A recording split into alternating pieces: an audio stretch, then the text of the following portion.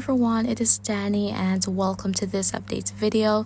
I really hope that you're doing fantastic today. Now we're looking at the infrared satellites and we can see that massive frontal system associated with that airflow pressure that made its way through the US and brought with it damaging winds, tornadoes, a lot of heavy rainfall and snow as well.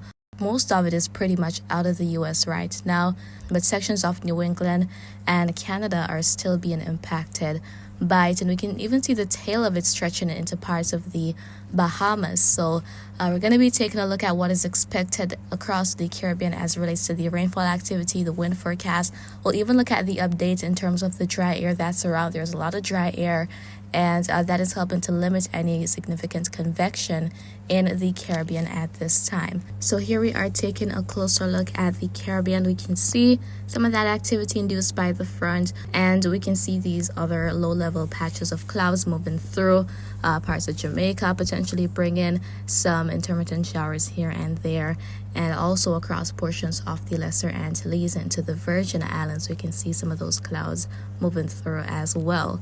Now, as it relates to the rainfall activity today, many areas will be dry, but others may receive some showers.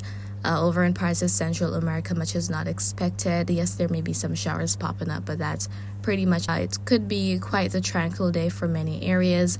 Then as we head to other portions of the northwestern Caribbean, western Cuba, even going up into parts of Florida and the northern Bahamas, there could be some additional rainfall, potentially some heavy downpours at times, even near the Cayman Islands as well, and Jamaica. So there could be an increase in moisture today. We'll see how that goes, but there could be some rainfall activity across portions of the island, especially south and eastern parishes. Eastern Cuba is going to be quite dry for the most part. Similar story through much of the central and southern Bahamas, as well as the Turks and Caicos Islands. And as we head toward Hispaniola, we can see as well that much is not expected. Showers possible across Puerto Rico, the Virgin Islands, and through the Lesser Antilles all the way down to Trinidad and Tobago, and maybe near the ABC Islands. But rainfall is not a guarantee. As we head to northern South America, we can see that it gets more colorful there. So there could be some substantial rainfall across Colombia, which has been the pattern. It's been a very active area, as well as over in parts of Venezuela and the Guyanas. So Guyana, Suriname, French Guiana, especially Guyana, may experience some heavy downpours today in some areas. And with that heavy rainfall, flooding is possible. So please be mindful of that, guys. Now, as we take a look at the wind forecast for later this morning, here we can see it. So there's that storm system, that front moving out, and with that, winds are going to be calmer across the Gulf of Mexico.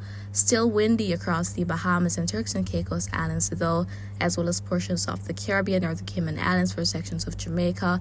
Even going toward Puerto Rico, the Virgin Islands, Lesser Antilles, even the ABC Islands. So some of those wind gusts could be over 20 knots as we head through today. And as I mentioned earlier, it could be quite the tranquil day over in Central America. We're also seeing that very strong winds are not expected. Going on to this map here, this is showing the dry air across the Atlantic, some of which is induced by the Saharan air layer. So all that Saharan dust coming from the Sahara Desert in Africa that is typically carried westward by the trade winds is helping to induce some of the dry conditions we're seeing, but not all of it. As we head closer to the U.S., with that frontal system making its way out, there's a massive cool, dry air following behind. That is what we're seeing off the Gulf Coast states and off the eastern states of the U.S. as well.